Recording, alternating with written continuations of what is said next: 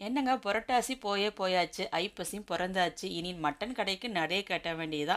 நான் இன்னைக்கு மட்டன் வாங்குறதுக்கு லிட்டில் இந்தியாவில் உள்ள ஹீனா மட்டன் ஷாப்புக்கு தான் வந்திருக்கிறேன். இங்கே மட்டன் ரொம்பவே சூப்பராக இருக்கும்.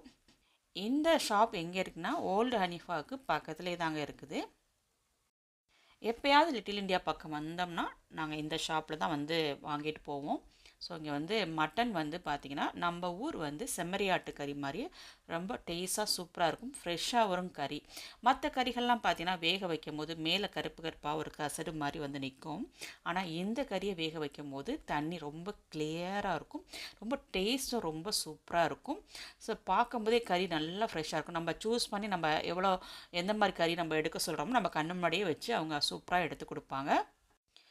நார்மலாக மற்ற நாட்களில் வந்து நான் வந்து போன்லே ப்ளேஸில் தான் வந்து மட்டன் வாங்குவேன். இப்போ பார்த்தீங்கன்னா அங்கே வந்து ரெனோவேஷன் ஒர்க்கு போயிட்டுருக்குது. ஒரு 3 மாதத்துக்கு மட்டன் ஷாப் அங்கே கிடையாது. மார்க்கெட் வந்து ரெனோவேஷன் பண்ணிகிட்ருக்காங்க. அதனால் ஒரு 3 மாதத்துக்கு மட்டன் வந்து இப்போ இங்கே வாங்க முடியாது. ஆனால் எப்பொழுதுமே போன்லேயில் நல்லாயிருக்கும். மட்டன் வந்து ரொம்ப அருமையாகவே இருக்கும்.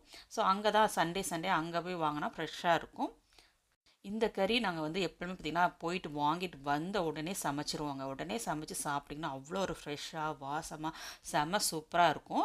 ஒரு தடவை நீங்கள் ட்ரை பண்ணி பாருங்கள். வாங்கிட்டு வந்த உடனே சமைச்சு சாப்பிடுங்க. நம்ம ஊரில் கறி சாப்பிட்ட மாதிரி ரொம்ப டேஸ்ட்டாகவும் வாசமாகவும் இருக்கும். நிறைய கறி வாங்குற அன்றைக்கி நான் சப்பை கறியாக வாங்கிடுவேன். சப்பை கறி பார்த்திங்கன்னா ரொம்ப சூப்பராக இருக்கும். சப்பை கறி வந்து 1,5 கிலோலேருந்து 2 கிலோ வரைக்கும் வரும்.